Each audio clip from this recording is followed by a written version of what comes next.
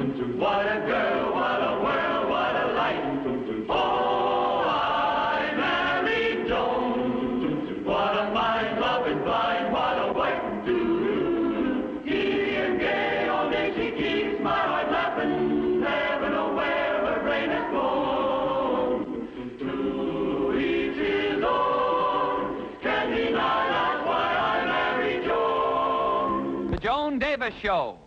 I Married Joan, America's favorite comedy show, starring America's queen of comedy, Joan Davis, as Mrs. Joan Stevens.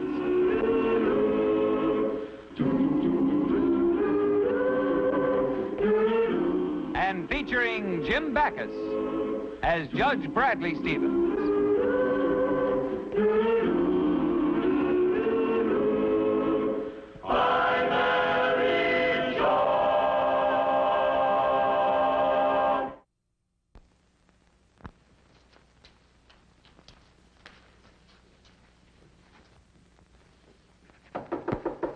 Come in. Here he is, Judge. Oh, thank you, Clark. I want to talk to Joe alone. Oh, but, Judge, you just gave him a stiff sentence. How do you know he won't pull something? That's all right, Clark. Joe, sit down there. Okay. I'll be right outside, sir. Mind if I smoke, Judge? No, that's all right. Yes. No, thank you. Now, the reason I called you here, Joe, I talked to your son Tommy before. He's mighty fond of you. Yeah. Good kid, that Tommy. A real good kid. Only 10 years old and what moxie. Chip off the old block. I know, Joe. And that's what I'm afraid of. He might wind up being a criminal like you. What's wrong with being a criminal, Judge? My old man was a crook. His old man was a crook, and his old man's old man was a crook. Being a crook in our family isn't just a career, it's a tradition. Well, that's one way of looking at it, Joe, but I'm afraid you're wrong. Now, the reason I called you here was to talk about your son. Tommy can take care of himself. He's tough, that kid, I'm telling you. Maybe too tough. Well, anyway, my sister's coming out here from Ohio next week. He can live with her. No, I'm afraid that wouldn't work. The way Tommy is now, I would have to recommend a reform school. Reform school? Judge, my sister ain't like me, honest. Give me a break. He needs an awfully strong hand. Judge, I don't want my kid going to no reform school. Please. I'll tell you what I'll do, Joe. I like Tommy, and, well, if it's all right with my wife, I'll take him home with me to visit for a week until your sister arrives. Then if I see any hope for Tommy, I'll let your sister have custody of him. Thanks, Judge. You take him. And thanks again. Say, I better start getting dinner ready. No, I'm not going to fuss. Today's the day I just take all the odds and ends out of the refrigerator, put them together, and serve it. I call it Hungarian goulash. I know it isn't Hungarian goulash, but how can you prove it? I get by with it with Brad. He never knows what he's eating half the time anyway. The only danger is he might like it too much, ask me to make it again, and I'm dead. Think I'm dead anyway. Goodbye. Well, sweetheart, how are you? Hello, dear. Oh, I hope you never guess what I'm having for dinner tonight. Joan, there's something I want to discuss with you. Well, what is it, Brad? Well, it's just I don't know how to break it to you. Break it. Fine. Well, look, let me put it this way. It seems to me that a nice home like this is, Yes? well, it would be a wonderful environment for a child. A child? Oh, Brad, darling. Yes, it would be wonderful, wouldn't it? I know I'd like coming home tomorrow and finding a kid around the place. Tomorrow? I know on such short notice it'd be tough on you. It's practically impossible. Joan, what are you talking about? A child. Maybe a little girl. No, it's a boy. You trying to do? Run this whole thing? Why can't you be like any other man and stay in the waiting room and be told? Joan. All right, you have the baby and I'll pass out the cigars. Listen, Joan, a 10-year-old boy is coming to visit us for a week. What? That's what I've been trying to tell you. Gee, I was just starting to get a yen for sour pickles.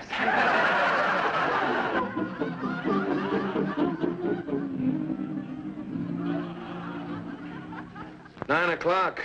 Officer Clark and the boy should have been here by now. Listen to this, dear. The rebellious or antisocial child. This type is the result of being denied love, kindness, and understanding. This has led to a resentment of society. Oh, Brad, I'll bet that's what's wrong with poor little Tommy. All he needs is love. I'll get it, dear. Oh, hello, Mrs. Stevens. How do you do? This is Tommy. Well, Good evening, Judge. Good evening. He's all yours. You know, he kicked me in the shins. Hey, you, come back here. oh, that's no way to treat a child, officer. All he needs is love, kindness, and understanding. Huh, Tommy? What's with this dame? What's your manners? Okay. Well, I'll be running along now. Goodbye, Judge. Goodbye, Mrs. Stevens. Goodbye. Yes? Oh, I just wanted to remember this place as it was.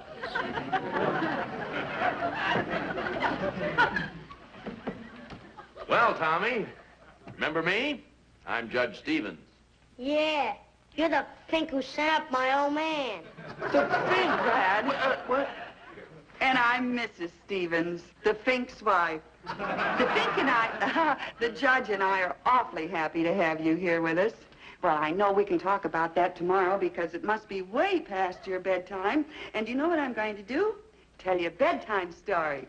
So off to Betty Bye we go. Listen, lady, I never hit the sack before 11 o'clock. Oh, but Tommy... Joni, let me handle this. Tommy? I ain't moving till I see a lawyer. Now listen, you. Get up there. You understand? No arguments. Now get going. Yell like that, dear. You'll make the child feel unwanted. Unwanted? The shin, I'll be unwanted in court.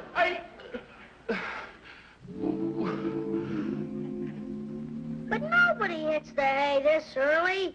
You're squares. Now, don't you worry, Tommy. I'm going to tell you a nice bedtime story about Goldilocks and the 3 bears. I think I'll go out for a smoke. I'll go with you. Okay. Now, once upon a time, there were 3 bears. I don't like them kid stories. Well, what kind of stories do you like? Real stories, like my pop used to tell me. I can just imagine what they were like.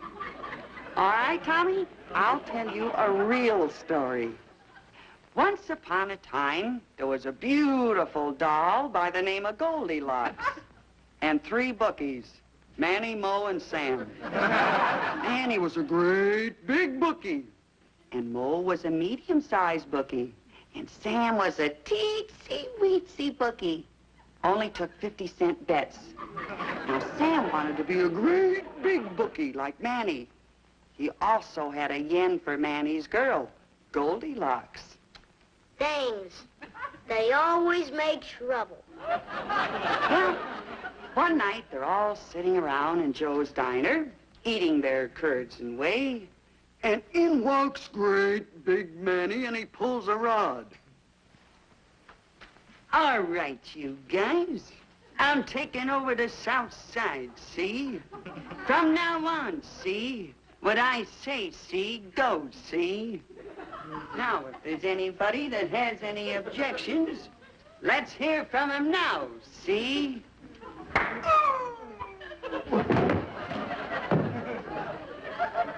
Mo had an objection. So medium-sized Mo says, well, from now on, I'm taking over the South Side. So, if anybody has any objections, let them say so. So...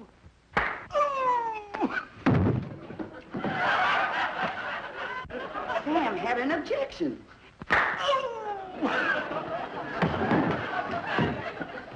Another guy had an objection.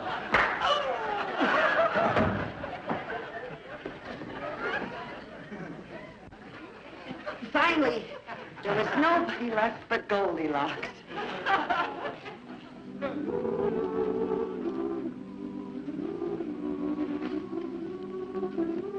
He's really a sweet kid.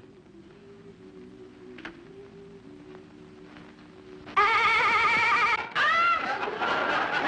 I'm taking over the South Side. Now, we must play all games fair. All little boys should really have a turn, and then... I know we do this. Okay, men, let's make our getaway.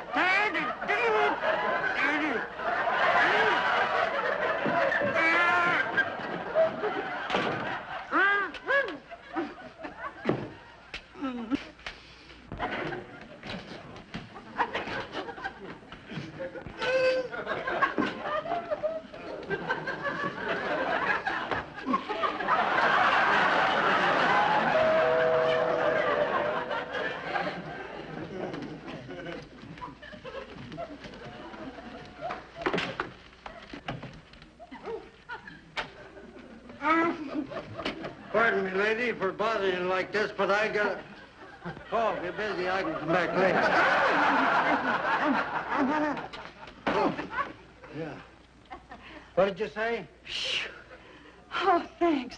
There were 3 boys, and we were playing a game. I thought I saw those kids come out of here. You see, I've got my vegetable truck parked down the street a ways. 2 of those kids come along, they asked me the price of the cauliflower, while the third one swipes a basket of tomatoes. Say, do those kids belong here? Well, I can explain. You see, my husband is a judge, and he sent this man to prison. All I want to Now, know this is, prisoner do has those a son, and he's going to stay here with us for a while. And then his Look, aunt is do going to those pick him up kids because we're trying to show him that it's much better to live in a place like this and be going to... Do those kids belong here? Well, in a way, yes, but I don't really think that you should... Who's going to pay me for the tomatoes? Well, I don't know why I should be responsible for the tomatoes, because I... Look, lady, somebody's got to pay me for the tomatoes. All right, I'll pay you for them. But why should I be... That'll be $1.39, okay? Okay. Hey, you know, that's all right. I think I'll get one of those for my wife. What those kids wanted were those tomatoes. How should I know, lady? I'm just chasing those kids, and they climb up on your roof. I'm sure they're not going to eat the tomatoes. They can't... I see it. Oh, that's what they're doing with the tomatoes. And that's what happened this morning, Brad. I never heard of such a thing. The little monster? Well, after the vegetable man untied me and I got Tommy home, he promised to be good. So I decided to take him to a movie. What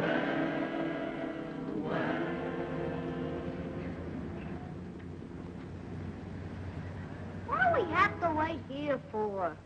Well, the box office isn't open yet, dear. It won't be long. Oh, Mother, look at that big red truck. Oh, yes. It's just like the little one you have at home, isn't it, Bernard? Bernard! There's another truck, dear, but it's not the same color, is it? No, Mother. What color is it, precious? Gray. And what else, sweetheart? Black. My, there are a lot of trucks, aren't there? Mommy, Mommy, my lollipop, my lollipop. It's gone.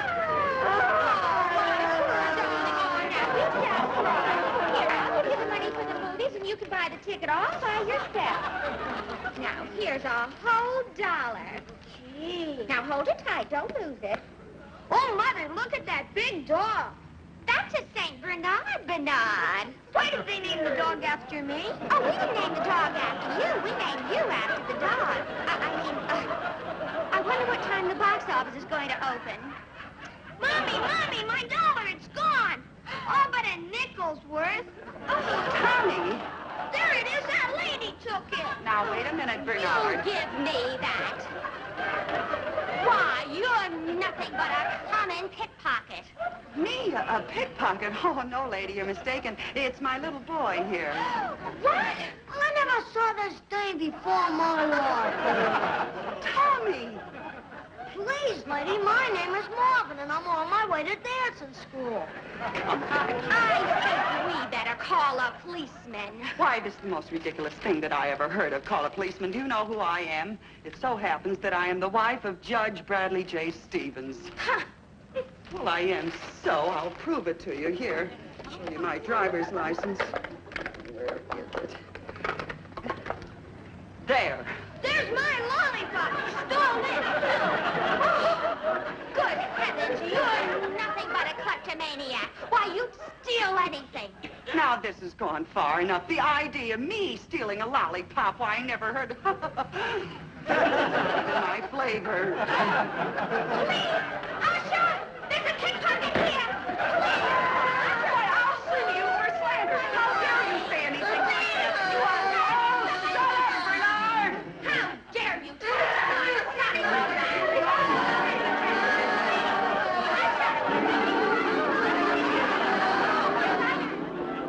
And that's what happened this afternoon, Brad. And you can't come right home and talk to me about it because I'm not home. You'll have to come here. I can't, Joan. I'm very busy. But there's a very good reason why you have to come here.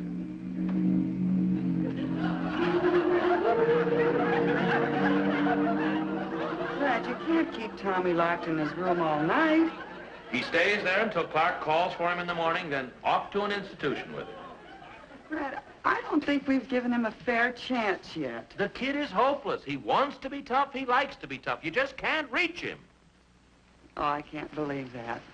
Underneath, there's just a little boy. You tried love and kindness. You didn't even make a dent. Maybe we were using the wrong method. Maybe we should fight fire with fire. Huh? Brad, an idea just came into my head. A crazy, wild idea. What other kind would dare venture into it? Brad, darling, I think this can work. But, Joni... Now, I'll tell you what I'll do. I'll go up and see Tommy, and then I'll tell him...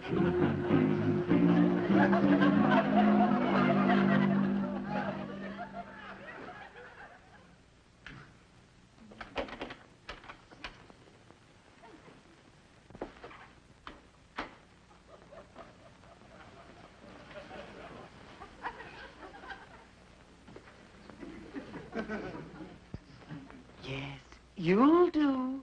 Huh? I wasn't sure that you were tough enough, but what you did today convinced me. You're the little man for the job, all right. What job, Mrs. Stevens? I'm tired of this kind of living. I'm sick of it, do you hear? Sick, sick, sick. I like your kind of living. What do you mean? A life of crime. And I've planned the perfect crime. The judge is very wealthy. And he has big, fat insurance policies. Oh, they're fat. Big and fat. And you and I are going to get rid of him. You mean murder the judge? Such a bright boy. Such a bright little boy. And so fat. You want to kill your own husband? I was going to get someone else to do it, but the judge has been so nice to me, I'd rather do it myself. And you're going to help me. Honest, Mrs. Stevens, I don't want to do nothing like that. I never done nothing like that, and my pop never done nothing like that neither. But I thought you were tough. Very tough. And fat. Well, gee, I don't know. What? Are you with me, or are you chicken? Or fat? Or chicken fat? Well, good. I knew you'd do it. Tonight's the night. Tonight?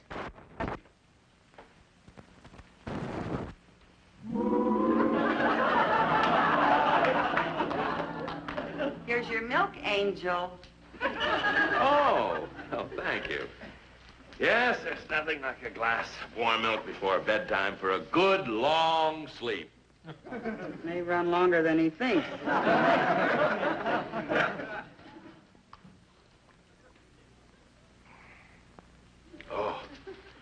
Oh, what's wrong? My stomach! Everything is growing dim. Well, you might as well know it. Tommy and I poisoned you. Didn't we, Tommy? Oh! Oh! Let's figure up the take, Tommy. Oh! Oh! I'm going. Everything turning black. Let's see, 8,000 in bonds. Insurance, 20,000. Cash. Hey, you're not dead yet. How much cash you got? Oh, the pain! The pain! $7,000.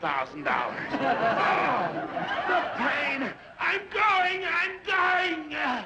Wristwatch, $100. Oh, everything's turning black. I'm going. All right, so go already. Go, man. Go, go, go.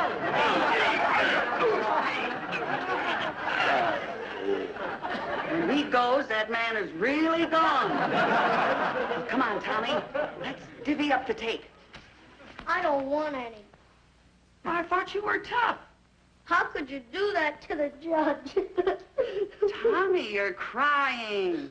Well, I like the judge. He was nice to me. I thought you were nice, too, but you're not. But I thought you didn't like nice people. Well, I was taught to. Go ahead and cry, Tommy. Little boys don't have to be tough all the time. Sometimes it's good for them to cry. Tommy, dear, listen to me, honey. We didn't really kill the judge. He's only fooling. Of course we were, Tommy. Gee, you're not dead. No. We were just trying to teach you a lesson. You see, Tommy, crime does not pay. I'll say it doesn't. From now on, I'm going straight. Here's your wallet, Judge. Here's your pearls, Mrs. Stevens.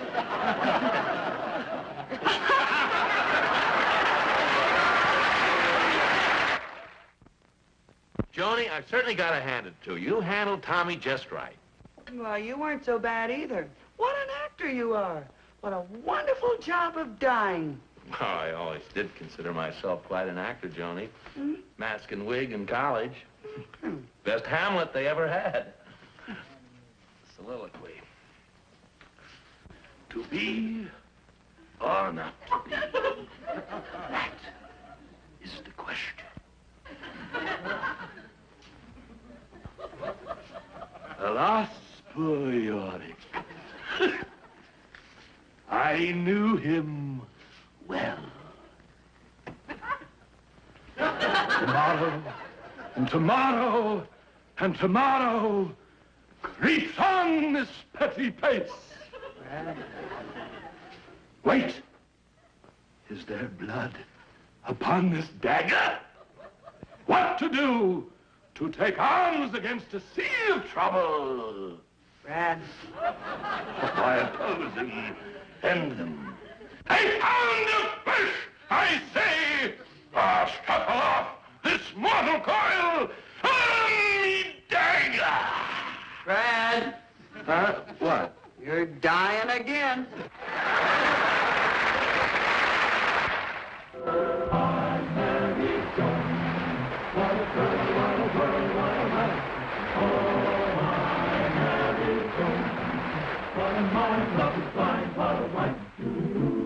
Gideon day, all day she keeps my heart laughing, never know where her brain has gone. To each his own, can't deny that's why I married Joan. To each his own, can't deny that's why I married Joan.